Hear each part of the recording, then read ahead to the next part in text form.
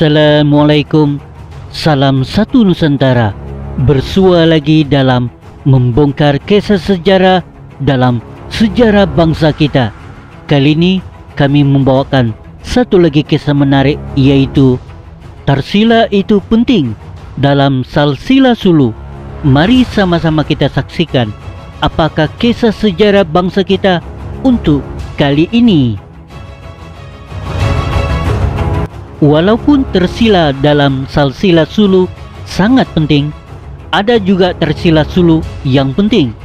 Ini sering berfungsi untuk menambah yang pertama. Penting untuk diperhatikan bahwa sebilangan Tarsila Tawi-Tawi mengandung untuk jangka waktu yang sama nama-nama sultan lain yang tidak terdapat dalam Salsila Sulu. Contohnya ialah nama Badaruddin I.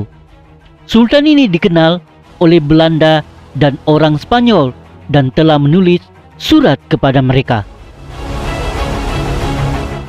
Dia memerintah sekitar tahun 1718 hingga 1732 Masehi dan merupakan bapa kepada Sultan Azimuddin I yang terkenal atau dikenali oleh orang Spanyol dan kebanyakan Sulu sebagai Alimuddin, yang diisytiharkan sebagai Sultan Sulu pada tahun 1735. Oleh itu, namanya seharusnya disisipkan antara Sultan Muhammad Nasyaruddin nombor 11 dan Sultan Alimuddin I nombor 12 dalam Salsila Sulu. Tarsila lain menegaskan bahawa Awaluddin, saudara Sultan Kamaluddin nombor 2, menggantikannya sebagai sultan, sesuatu yang ditolak oleh Salsila Sulu. Sebenarnya, penghapusan nama beberapa sultan di Tarsila menandakan masalah atau kontroversi dinasti. Beberapa nama telah disingkirkan, mungkin untuk mengelak keturunan mereka dari berpura-pura takhta. Akibatnya, sebilangan Tarsila cukup selektif dalam penghitungan nama. Selebi sendiri menyedari hakikat ini. Dalam sejarah Sulu, dia harus bergantung pada sumber lain, terutamanya khutbah tertentu, untuk memiliki penghitungan atau penggantian Sultan Sulu yang lebih tepat. Sekarang, khutbah biasanya merupakan khutbah yang disampaikan dalam solat berjamaah Jumaat Muslim. Sebagian dari mereka, bagaimanapun, dibuat khusus untuk dijadikan doa untuk Nabi Muhammad dan 4 khalif yang disebut, dipandu dengan benar, serta untuk semua orang yang telah memerintah, termasuk penguasa yang berkuasa sebagai Sultan di Sulu. Mereka telah menjadi pengetahuan umum berdasarkan bacaan berulang kali di masjid. Oleh itu, tidak mudah untuk mencemari nama-nama sultan yang disebut dalam khutbah formal seperti itu. Keistimewaan khutbah seperti itu dituliskan dalam bahasa Arab sastra oleh guru atau pemimpin agama yang agak terpelajar. Akibatnya, ada usaha sadar untuk menyebut nama sultan dengan nama Arab mereka. Atas dasar Salsila Sulu, Tarsila Sulu yang lain, beberapa khutbah segala sultan yang terdapat dalam surat mereka dan kini dijumpai di pelbagai arsip. Shilling yang dicoretkan oleh mereka dan rujukan sejarah Eroppa, terutamanya Spanyol, Belanda dan Inggris, pengganti sultan berikutnya dikemukakan. Nama Arab mereka seperti yang dinyatakan dalam khutbah dan juga nama umum mereka dinyatakan. Mari kita dengarkan nama-nama sultan serta sebutan Arab mereka. Pertama, Sultan Syarif ul Hashim, dikenali sebagai Syed Abu Bakar, memerintah dari tahun 1450 hingga 1480. Kedua, Sultan Kamaluddin. Ketiga, Sultan Alauddin. Keempat, Sultan Amir ul Umara, dikenali sebagai Maharaja Diraja, memerintah pada awal tahun 1500. Kelima, Sultan Muizzul Mutawaddin, dikenali sebagai Maharaja Upo. Keenam, Sultan Nasaruddin pertama, dikenali sebagai di Gunung Habud. Ketujuh, Sultan Muhammad ul Halim, dikenali sebagai Pangeran Budirnan, memerintah pada tahun 1578. Kelapan, Sultan Batara Shah, dikenali sebagai Pangeran Tengah, memerintah dari tahun 1590 hingga 1610. Kesembilan, Sultan Mawalil Wasid, dikenali sebagai Raja Bungsu, memerintah dari tahun 1610 hingga 1650.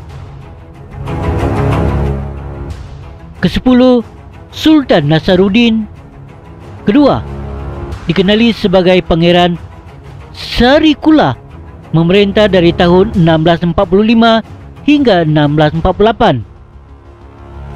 Kesebelas, Sultan Salauddin Bakhtiar, dikenali sebagai Pangeran Bakhtiar, memerintah dari tahun 1650 hingga 1680. Kedua-belas, Sultan Ali Shah. Ketiga-belas, Sultan Nur ul Azam, memerintah dari tahun 1685. 14, Sultan Al-Hakunu ibn Waliul Ahad, wafat pada tahun 1690. Ke-15, Sultan Shahabuddin, memerintah dari tahun 1690 hingga 1710.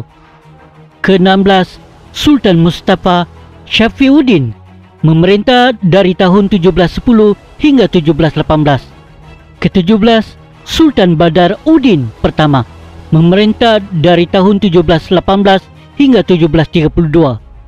Ke-18, Sultan Nasaruddin, dikenali sebagai Datuk Sabdullah, memerintah dari tahun 1732 hingga 1735. Ke-19, Sultan Azimuddin pertama, dikenali sebagai Alimuddin pertama, memerintah dari tahun 1735 dan 1748 hingga 1764 dan juga 1774. Ke-20, Sultan Muizzuddin, dikenali sebagai Datuk Bantilan, memerintah dari tahun 1748 hingga 1763. 21, Sultan Muhammad Israel, memerintah dari tahun 1774 hingga 1778. 22, Sultan Nazimuddin kedua, dikenali sebagai Alimuddin II, memerintah dari tahun 1778 hingga 1791. 23, Sultan Syarafuddin, dikenali sebagai Datuk Salafuddin, memerintah dari tahun 1791 hingga 1808. 24, Sultan Azimuddin III, dikenali sebagai Alimuddin III, memerintah dari tahun 1808. 25, Sultan Aliuddin, memerintah dari tahun 1808 hingga 1821. 26, Sultan Syarikullah, dikenali sebagai Datuk Sakilan, memerintah dari tahun 1821 hingga 1823. 27, Sultan Jama'ul Kiram pertama, memerintah dari tahun 1823 hingga 1842. 28, Sultan Muhammad Fadal, dikenali sebagai Ulalun, memerintah dari tahun 1842 hingga 1862. 29, Sultan Jama'ul Azam, memerintah dari tahun 1862 hingga 1881. 30, Sultan Badaruddin kedua, memerintah dari tahun 1881 hingga 1884. 31, Sultan Harun al-Rashid, memerintah dari tahun 1886 hingga 1894. 32. Sultan Jamaul Kiram II, memerintah dari tahun 1884 hingga 1936. Tarikh yang tepat untuk pemerintahan sekurang-kurangnya 15 daripada 32 sultan di atas diketahui dengan pasti. Selebihnya mesti dikira. Percubaan paling komprehensif dalam kronologi Sultan Sulu terdapat dalam karya Muslim di Filipina. Seperti disebutkan sebelumnya, beberapa tarsila mengandung unsur mitologi serta insiden yang dianggap ajaib atau biasanya tidak mungkin. Mungkin teringat bahwa keturunan Tuan Masyayka mengatakan bahwa dia lahir dari bulu. Ini juga menambah bahwa dia bukan keturunan Adam. Motif bulu cukup lazim dalam banyak mitos dalam tradisi masyarakat Melayu. Maksud asal mitos seperti itu mungkin hilang, namun ia mempunyai fungsi tertentu, di antaranya menggambarkan permulaan umat manusia atau tokoh sejarah penting tertentu yang keturunannya tidak dapat dikesan. Oleh itu, untuk mengatakan bahwa Tuan Masyayka dilahirkan dari bulu adalah menyatakan bahwa asal-usulnya tidak diketahui. Di sini juga motif bulu dapat difahami sebagai alat sastra untuk menunjukkan titik permulaan cerita. Tuduhan bahwa Tuan Masyayka bukanlah keturunan Adam hanya menekankan bahwa dia adalah orang yang luar biasa terhadap orang-orang yang dia datangi untuk tinggal bersama, dan bahwa dia mewakili budaya yang berbeza dan unggul. Laporan bahwa Karim ul Makdum menggunakan periuk besi atau kapal mungkin bermaksud dia datang dengan kapal yang berbeza dari yang digunakan oleh penduduk Sulu pada waktu itu, dan mungkin kapal itu menggunakan logam dalam pembenaannya. Ada tarsila lain yang menceritakan bagaimana Makdum datang berjalan di atas air. Ini sangat menarik kerana ini menunjukkan bahwa Makdum adalah anggota persaudaraan, yaitu tarikat mistik dan perintah Qadariyah. Pengasas tarikat yang terkenal ini adalah seorang ahli mistik dan suci Muslim yang terkenal yang bernama Abdul Qadir Al-Jalani.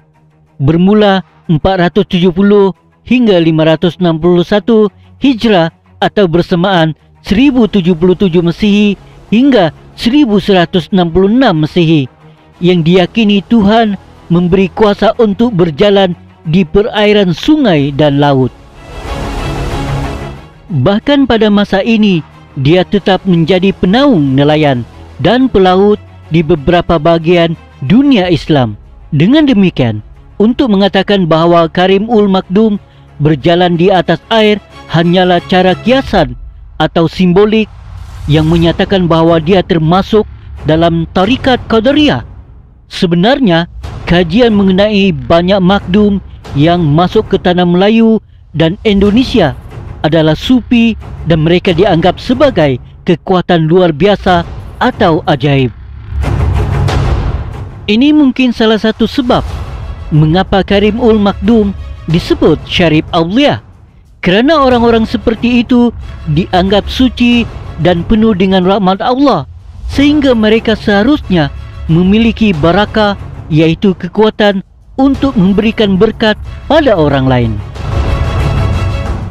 Kesimpulannya, tidak ada sejarah mengenai umat Islam Filipina yang dapat ditulis tanpa memperhatikan tarsila. Keberadaan mereka juga boleh menjadi sumber kebanggaan bukan hanya bagi umat Islam tetapi juga untuk semua orang Filipina, kerana mereka mewakili usaha minda manusia untuk memahami masa lalu dalam corak yang terat, yaitu keturunan atau urutan peristiwa dalam waktu dan ruang. Lebih-lebih lagi, mereka telah memberi sebagian dari orang-orang Filipina rasa sejarah tampaknya masa kini tidak dapat dipahami dan masa depan mereka kabur.